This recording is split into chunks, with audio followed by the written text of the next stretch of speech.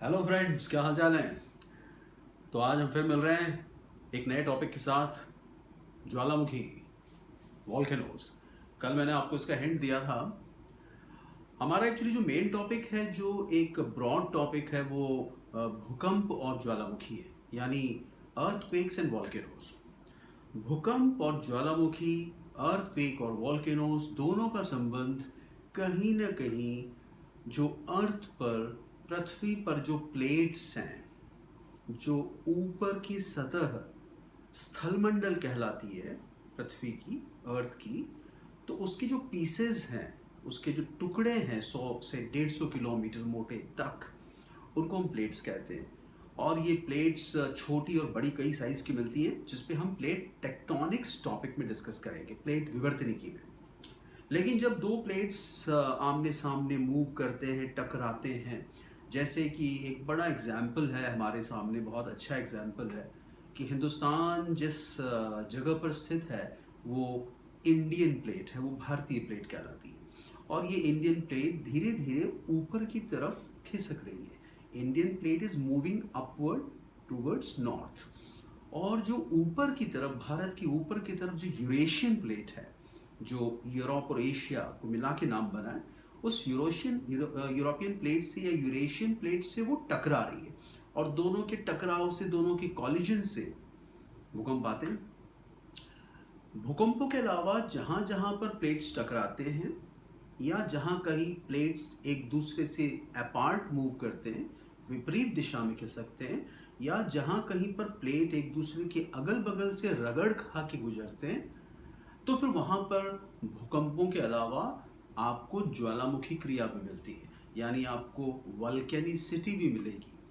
तो हम लोग अगर इसको अंग्रेजी में एक्सप्लेन करें तो ये इस तरह से होगा कि when two plates collide with each other, और when two plates move apart from each other, और when two plates move along with their lateral sides, अपने अगल बगल से खिसकती हैं, then they result into the seismic activities, that is earthquake and volcanicity, the volcanic activity।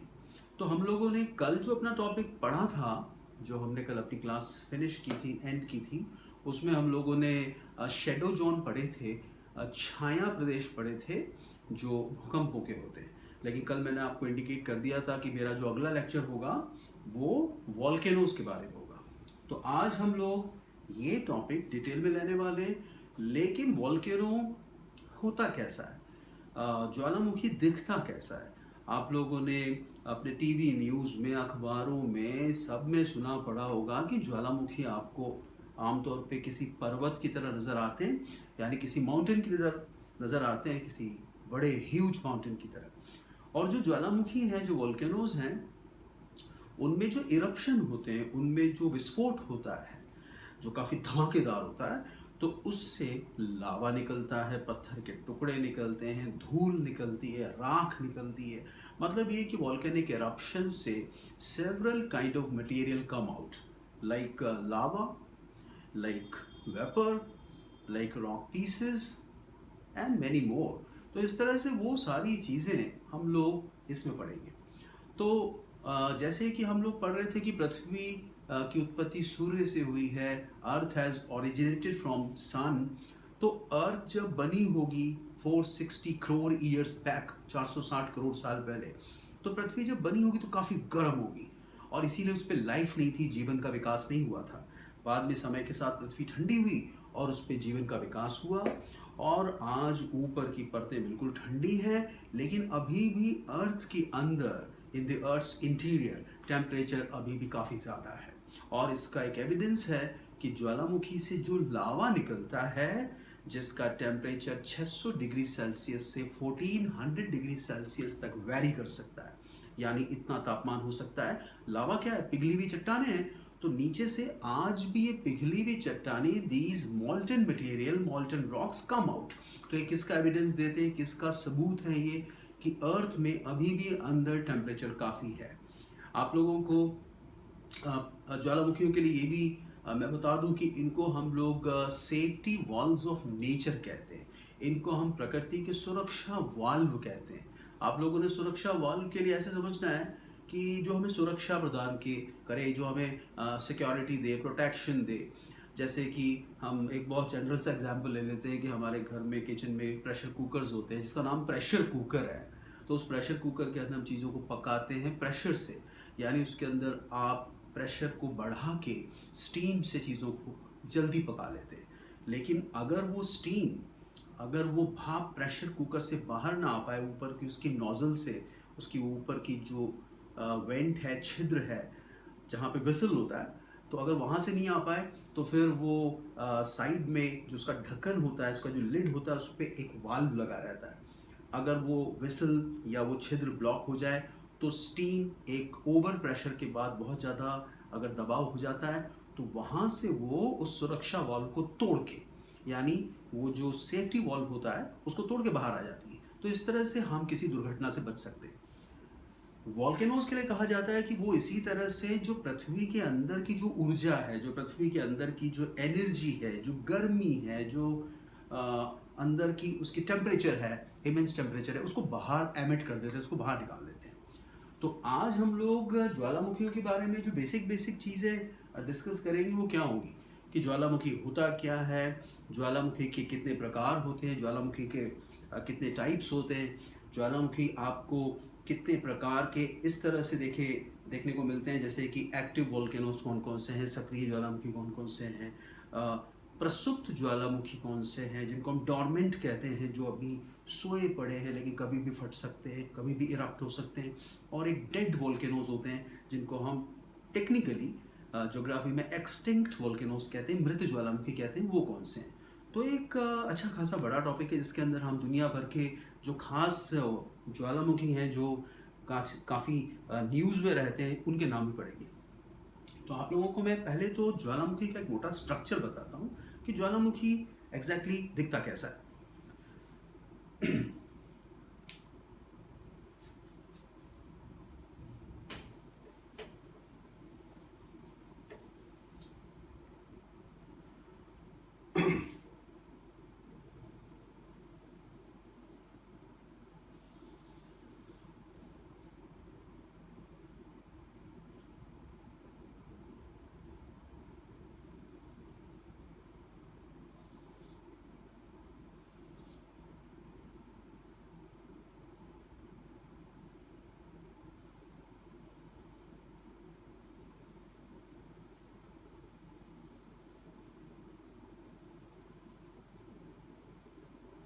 ज्वालामुखी असल में तो एक छेद है धरातल का, या मैं कहूं कि वो एक वेंट है जिसमें से लावा, गैस, पत्थर के टुकड़े, ये सब बाहर आते हैं विस्फोट के साथ, एक्सप्लोजन के साथ। और कभी जब ये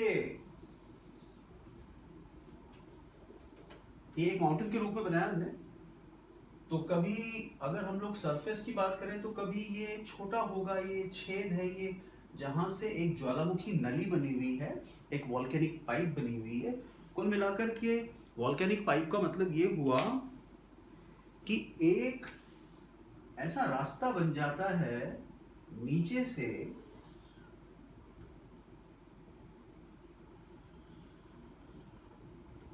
यहां से धरातल से अंदर से, यानी जो अर्थ का इंटीरियर है वहां से पिघली हुई चट्टानें बाहर आती। और ये कभी जब शुरू में छोटा कोई छिद्र रहा होगा धरातल पे, तो लावा निकला होगा, तो वो जम गया होगा, वो सॉलिडिफाई हो गया होगा छोटे से इरप्शन के बाद।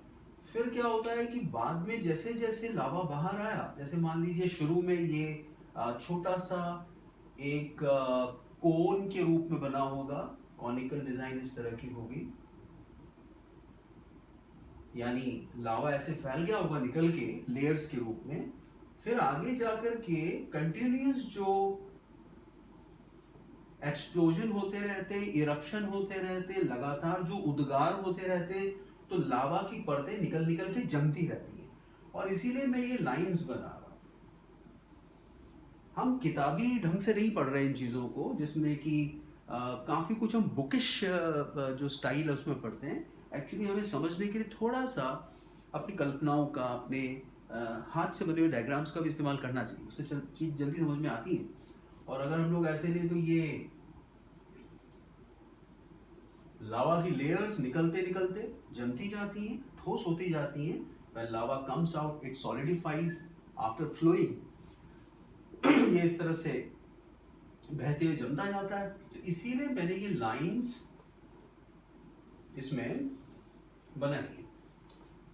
तो ये एक्चुअली लावा के स्ट्रक्चर को, उसके परतदार स्ट्रक्चर को, उसका जो एक लेयर या परतों वाला स्ट्रक्चर है उसको दिखा रहा है। ये कभी जब छोटा होगा, उसके बाद ये ज्वालामुखी बढ़ते बढ़ते बढ़ते बढ़ते बड़ा हो गया, और इसमें जब इरप्शन होगा, इसमें जब और उद्गार होगा, विस्फोट होगा, तो लावा और फैलेगा और माउंटेन और बड़ा हो जाएगा।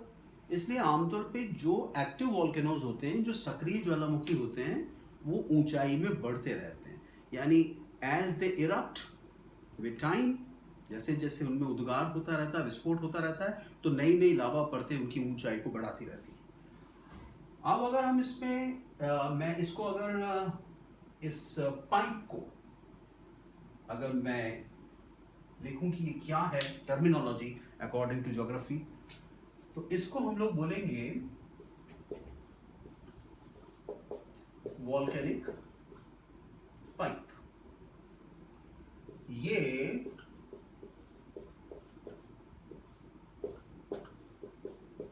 ज्वालामुखी नली हुई।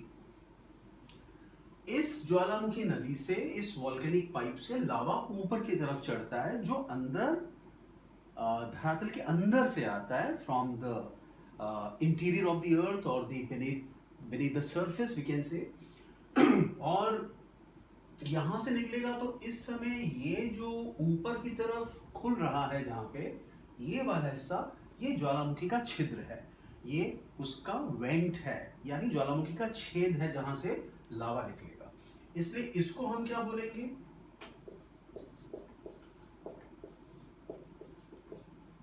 ज्वालामुखी छिद्र, यानी ज्वालामुखी का छेद है जहां से लावा बाहर निकलता है। और इसको इसीलिए हम लोग इंग्लिश मीडियम वाले ध्यान रखे हैं, इसको हम वॉल्केनिक वेंट कह सकते हैं।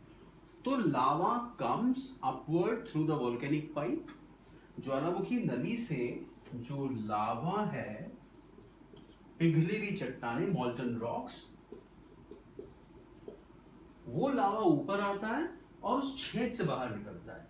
लेकिन उस छेद के जो चारों तरफ ये जो एक आकृति बन गई है ऐसे वाली, ये असल में जब आप ऊपर से वॉल्केनो को देखेंगे, ज्वालामुखी को, तो ऐसे गोल गड्ढा जैसा नजर आएगा, ऐसे गोलाई लिए हुए एक बाउल शेप, जैसे हम लोग बोलते हैं वो टेक्निकली कीपाकार, किसी कटोरे की तरह, जिसमें कि नीचे की तरफ पतला हो, ऊपर से चौड़ा हो। तो ये वाला जो हिस्सा है, ये यानी जिसके चारों तरफ फैला हुआ है इस छिद्र के, इसको हम ज्वालामुखी क्रेटर कहते हैं। यानी ये हो गया वॉल्केनिक क्रेटर। अब आप देखिए, ज्वालामुखी छिद्र, वॉल्केनिक वेंट के चारों ओर जो डिप्रेशन है, जो गड्ढेनुमा आकृति होती है, उसको हम लोग वॉल्केनिक क्रेटर कहते हैं। ओवरऑल आप अगर इस पे पूरे पे एक नजर डालें दूर से, तो ये किसी शंकु के आकार का, कोन के शेप में दिखता है ऐसे। और इसीलिए हम इसको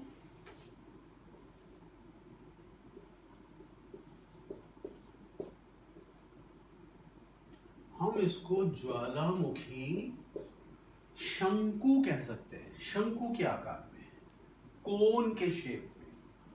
कोन तो आप लोग जानते हैं, आइसक्रीम कोन, उसी तरह से अगर हम ऐसे देखें तो ये, तो इसको हम लोग वॉल्केनिक कोन कहेंगे। ओवरऑल जो ज्योग्राफी में हम लोग किसी वॉल्केनो को पढ़ते हैं तो वो ऐसा होता है, और हमारे जो सामान्य ज्ञान है हम जो आमतौर पर पढ़ते हैं ज्वालामुखी फटते हैं, ज्वालामुखी ऐसा होता है। तो बेसिकली ये तो एक प्रकार है ज्वालामुखी क्रिया का, वॉल्केनिक एक्टिविटी का, जिसको हम वल्केनिसिटी कहते हैं, उसका एक प्रकार है।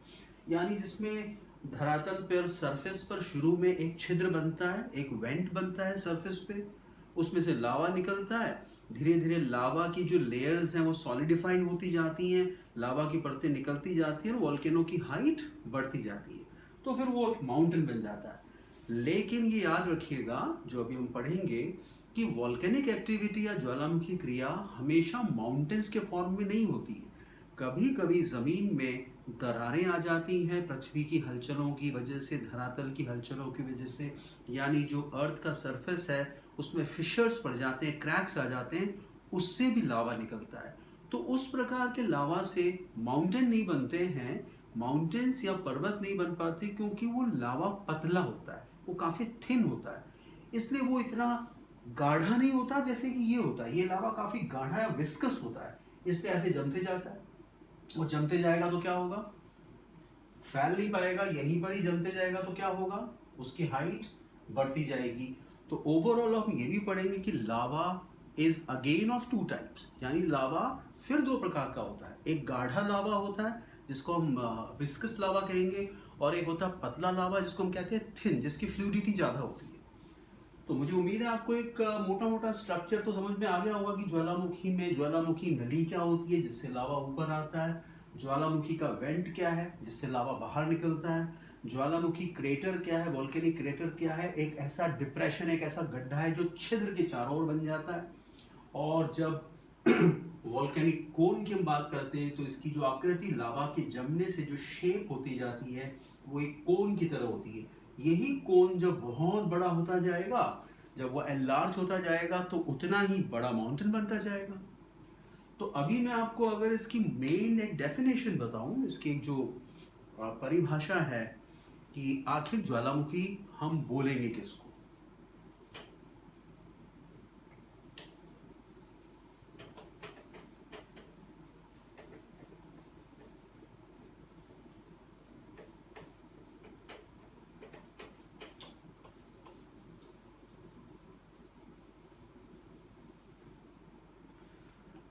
अगर मैं इसको यहाँ पे लिखूं जनरलाइज्ड फॉर्म में कि आप कैसे डिफाइन करेंगे, क्योंकि आप जब कोई सब्जेक्ट पढ़ते हैं प्रतियोगी परीक्षाओं के लिए, कॉम्पिटिटिव एग्जाम्स के लिए, जैसे आईएएस है, सिविल सर्विसेज हैं, या कोई भी दूसरा एग्ज़ाम है, लेकिन अगर आप उसमें चीज़ों को ठीक से लिख नहीं पाते, समझ नहीं पाते, तो सब बेकार है। किताबों में, बुक्स के अंदर पचासों तरह की इंफॉर्मेशंस होती हैं। एक चीज़ का ध्यान रखना है आपको कि हम क्योंकि कॉम्पिटिशन्स की तैयारी कर रहे हैं, हम प्रतियोगी परीक्षाओं की तैयारी कर रहे हैं, तो हमें यहाँ पर अपने काम की चीज़ें पढ़नी है। इसका मतलब ये है कि हमें ये पता होना चाहिए, वी शुड नो कि एग्ज़ाम में क्या पूछा जा रहा है ना, किस तरह के क्वेश्चंस आ रहे हैं। तो हमको थोड़ा स्क्रूटनी करनी पड़ती है चीज़ों की, वरना आप जानते हैं जब हम क्लासेस पढ़ते हैं, हम क्लासेस अटेंड करते हैं, ऑफलाइन पढ़ते हैं, ऑनलाइन पढ़ते हैं, कैसे भी पढ़ें, तो उसका कारण यही होता है कि आपको जो एजुकेटर है, आपको जो गाइड है, आपका जो टीचर है, वो आपको सीधा जो पैटर्न होता है क्वेश्चंस का उसके अकॉर्डिंग पढ़ाता है, और इससे आपको जल्दी सफलता मिलती है। तो एक ज्वालामुखी या एक वॉल्केनो क्या हुआ, ये एक छिद्र हुआ या एक विवर हुआ, हिंदी में छिद्र या विवर। मैं आपको दोनों बाइलिंगुअल तरीके से पढ़ाऊंगा इनको, और जो इसका फ़ायदा है अंग्रेज़ी वालों को, जो इंग्लिश मीडियम वाले हैं उनको भी मिलता है, हिंदी मीडियम वालों को भी मिलता है, so it's a good advantage. एक छिद्र या एक विवर है, यानी ये क्या है,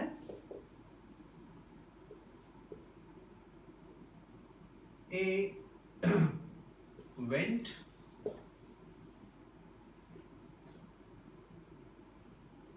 या एक होल।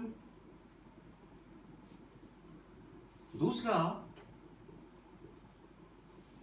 अगर हम इससे जो इरप्शन हो रहा है, इससे जो पदार्थ बाहर हो रहा है, निकल रहा है, उसकी बात करें तो इससे पदार्थ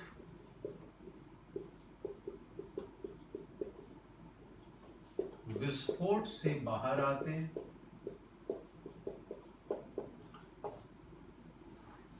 यानी मटेरियल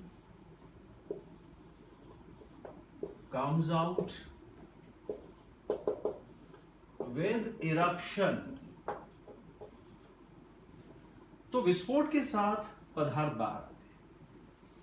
ये पदार्थ क्या हो सकते हैं, ये मटेरियल कौन सा हो सकता है, उसकी डिटेल पे आएगी, लेकिन मैं अभी वोल्केनो को डिफाइन कर रहा हूं कि एक ऐसा छिद्र या विवर होता है, it is a kind of went, जिससे मटेरियल इरप्शन के साथ बाहर आते हैं, दे कम आउट विद इरप्शन, वो विस्फोट के साथ बाहर निकलते हैं। और इनके जो उदाहरण है इस मटेरियल के, यानी जो एग्जाम्पल हैं, वो क्या हो सकते हैं, जैसे कि इनसे निकलता है पिघला हुआ तप्त मैग्मा या फिर लावा। असल में हम पढ़ेंगे अभी कि मैग्मा या लावा एक तरह से पर्यायवाची शब्द है, सिनोनिम्स है, थोड़ा फर्क है इनमें, वो टेक्निकल भी है, लेकिन आमतौर पे in a generalised form we can say that magma is beneath the surface. Magma उसको हम तब कहते हैं जब वो धरातल के अंदर होता है, और जब वो बाहर आ जाता है, सरफेस पे बाहर आ जाता है, तो उसे हम लावा कहते हैं। यानी when magma comes out on the surface it is known as lava. मैं अभी लावा का भी क्लासिफिकेशन पढ़ाऊंगा आपको, लेकिन एक इंट्रोडक्शन हम लोग आज ले रहे हैं इसलिए। तो उदाहरण हम ले रहे हैं, कौन कौन से किस्म के मटेरियल निकल सकते हैं। पिघला हुआ तप्त, तप्त मतलब हॉट, तो मैं इसको इंग्लिश में कैसे लिखूंगा, हॉट मॉल्टन मैग्मा या लावा। और क्या क्या निकलता है, जो धमाका होता है, जो वॉल्केनो का जो एक्सप्लोजन होता है, जो उसका विस्फोट होता है, इरप्शन होता है, जो वायलेंट होता है, काफी धमाकेदार होता है, तो उसके पीछे सबसे बड़ा कारण होता है कि वॉल्केनो के अंदर से भाप, वाष्प भी निकलती है, स्टीम और वेपर। तो मैं यहां लिख सकता हूं वाष्प, और अगर मैं इंग्लिश में लिखूं तो स्टीम, वेपर, ये बाहर आती है।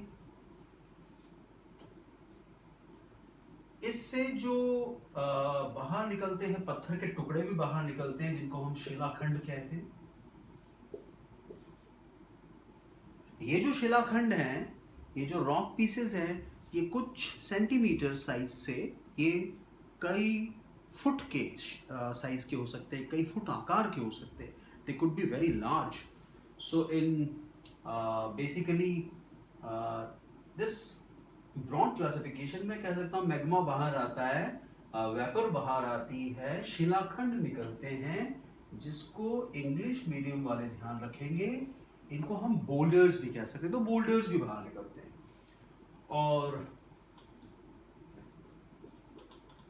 अगर आप वाष्प या गैस, वाष्प को एक्चुअली हम लोग जोड़ देते हैं जो जल वाष्प है, जो वाटर वेपर है उससे, लेकिन वाटर वेपर पे गैसेस फॉर्म में होती है। मगर अगर मैं इसको अलग से गैस भी लिख दूं तो मैं आपको बता दूं कि इससे कार्बन डाइऑक्साइड गैसेस भी निकलती हैं, CO2, और इससे नाइट्रोजन भी निकलती है, इससे जो बाहर हम लोग पाते हैं सल्फर डाइऑक्साइड भी निकलती है।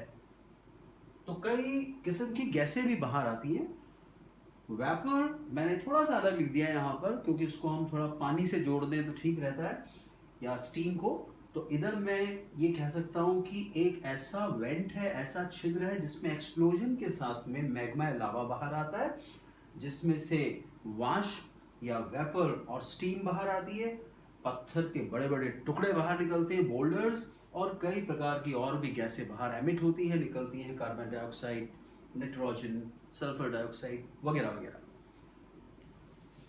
तो ये एक मोटी मोटी बात हुई। अभी हम लोग जो बात कर रहे थे कि जो वॉल्केनिक एक्टिविटी है, जिसको हम वॉल्केनिसिटी भी कहते हैं, या जो ज्वालामुखी क्रिया कहलाती है, वो असल में केवल पर्वतों के रूप में दिखाई नहीं देती है, केवल माउंटेन्स के रूप में, बल्कि दरारों या फिशर्स से भी लावा निकलता है। तो जरा हम उस कंसेप्ट को भी इसमें लेते हैं।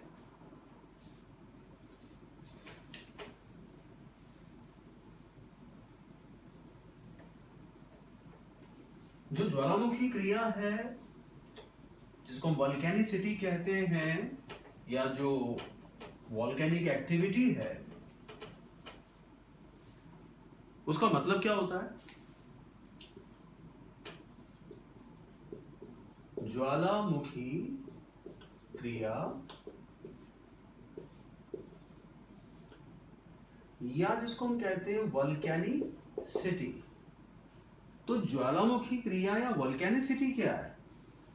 अंदर सरफेस के नीचे मैग्मा का बनना, यानी पिघली हुई चट्टानें वहां जब तैयार हो जाती हैं या पिघली हुई अवस्था में आ जाती हैं, और उसके बाद जब वो ऊपर की तरफ आती हैं, तो नीचे से लावा के या मैग्मा के ऊपर आने तक के जितने भी उसके प्रोसीजर हैं, जितने भी उसका व्यवहार है लावा या मैग्मा के नीचे से ऊपर आने का, वो सब शामिल होता है इसके अंदर।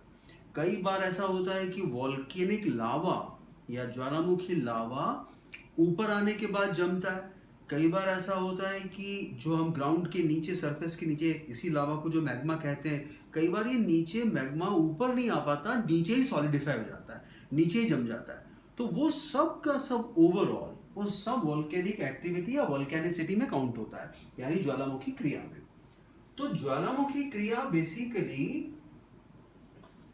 अगर हम वॉल्केनिसिटी की बात करें, तो बेसिकली ये भी दो टाइप की होती है।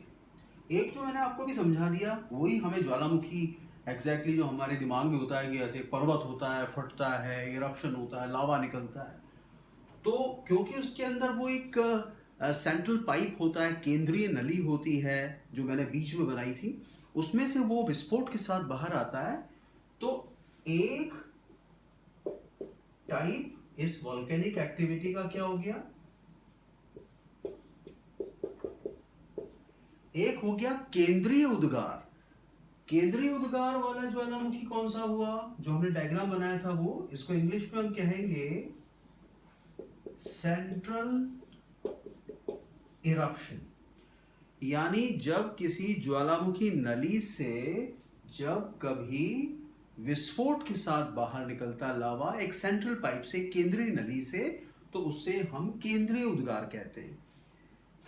इससे क्या बनेगा? इससे किस चीज का फॉर्मेशन होगा? इससे बनेंगे ज्वालामुखी पर्वत, यानी इससे वॉल्केनिक माउंटेन्स बनते हैं। अगर आप इधर आ जाएं, जैसे मैंने एक ये बताया, तो एक एग्जाम्पल ये हो गया, तो इधर आ जाएं, तो एक जब कभी अर्थ के मूवमेंट्स की वजह से, पृथ्वी की हलचलों की वजह से, या ज़मीनी हलचलों की वजह से, जो सरफेस मूवमेंट्स हैं उसकी वजह से अगर ज़मीन में दरारें आ जाती हैं, जैसे आप लोग, इतना तो आपने पढ़ाई होगा कि जो हमारे यहाँ भारत में कई जगह पर ब्लैक सॉइल मिलती है, काली मिट्टी, जैसे महाराष्ट्र में काफ़ी मिलती है, गुजरात में काफ़ी मिलती है, और एमपी में मालवा में काफ़ी मिलती है, और जो राजस्थान का साउथ ईस्ट है उसमें भी काफ़ी मिलती है। साउथ इंडिया में तो डेक्कन कहते हैं इस इलाके को, दक्कन का पठार है, पूरा प्लेटू है, वहाँ पे जो ब्लैक सॉइल मिलती है, वो ब्लैक सॉइल असल में लावा सॉइल है। वो दरारों से या फिशर्स से बाहर आई है, उससे कोई माउंटेन नहीं बना था वो, क्योंकि काफ़ी पतला लावा होता है, काफ़ी थिन लावा होता है, तो ऊपर निकल के फैलता है और जम जाता है। फिर उसी के टूट फूट से, उसी के डिसइंटीग्रेशन से सॉइल्स बनती है, तो वो ब्लैक सॉइल्स होती हैं खासतौर पे जो इस तरह का इरप्शन होता है। तो इसको हम बोलेंगे दरारी उद्गार वाली ज्वालामुखी क्रिया। ये केंद्रीय उद्गार, ये दरारी उद्गार बेसिकली दरारों से जो फिशर से लावा निकलता है, इसीलिए इसको हम लोग कह देते हैं फिशर इरप्शन। अब फिशर इरप्शन होगा यानी माउंटेन, तो मैंने आपको कैसे बताया अभी, पर्वत कैसे बताया कि पर्वत तो इस तरह से बनेगा, यू, ये माउंटेन हुआ।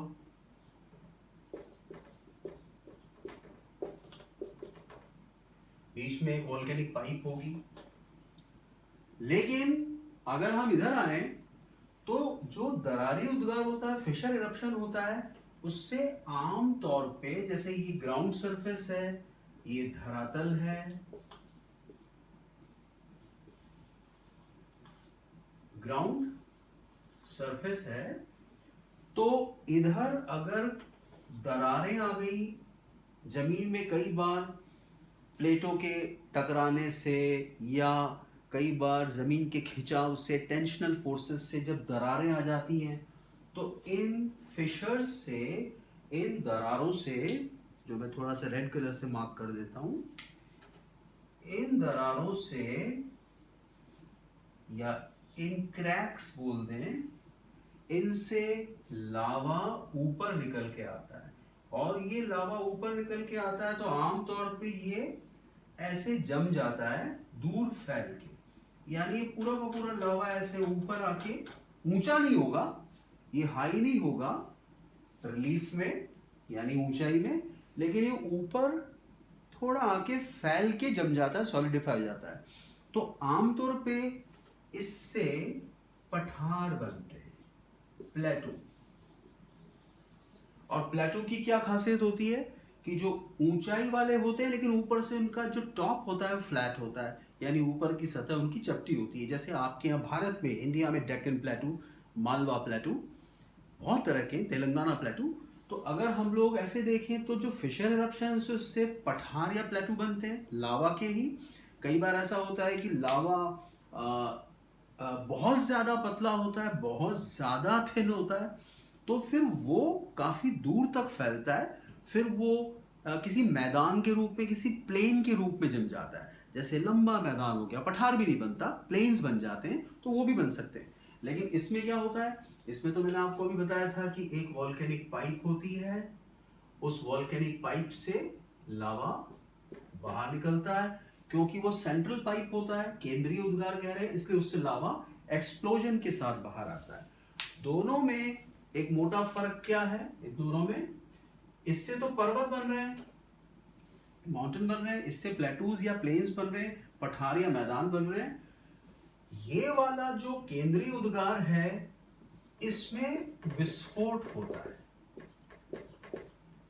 ये एक तरह के एक्सप्लोजन्स हैं, है ना। और ये जो है दरारी उद्गार जो होते हैं, जो नीचे से लावा बाहर आता है, क्योंकि वो पतला होता है इसलिए वो बहुत ज्यादा धमाके से बाहर नहीं निकलता।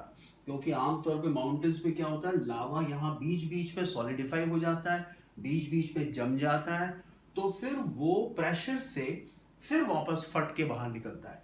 लेकिन यहाँ पर अगर हम दरारी उद्गार में देखें तो इसकी खास बात होती है, ये इरप्शन, जैसे मैंने यहाँ पे लिखा कि इसमें विस्फोट से, एक्सप्लोजन से लावा बाहर आता है, तो उसमें जो लावा बाहर आता है वो साइलेंट इरप्शन होता है। यानी ऐसे वाले उद्गार कैसे होते हैं, शांत होते हैं, यानी साइलेंट इरप्शन होते हैं। इसलिए आपको उनका और इनका जो फर्क है वो अच्छी तरह समझ लेना है। तो मैं आज की क्लास में इतना रखूंगा। कल हम लोग इस टॉपिक में जो मटेरियल है ज्वालामुखी फटने से या वॉल्केनिक एक्टिविटी से, ज्वालामुखी क्रिया से कौन कौन सी प्रकार के मटेरियल बाहर निकलते हैं, जो मैंने आपको भी गिना है, जैसे लावा निकलता है, वाष्प निकलती है, स्टीम या वेपर निकलती है, और पत्थर के टुकड़े निकलते हैं, कई प्रकार की गैसेस निकलती हैं, तो उसको हम अगले लेक्चर में डिटेल में लेंगे, राइट। तो मुझे उम्मीद है आपको ये लेक्चर समझ में आया होगा, अच्छा लगा होगा, और हम लोग कल जो ज्वालामुखी क्रिया के पदार्थ हैं, वॉल्केनिक का जो मटेरियल है जो इरप्शन से बाहर आता है, उसको पढ़ेंगे। So have a nice day. Good bye.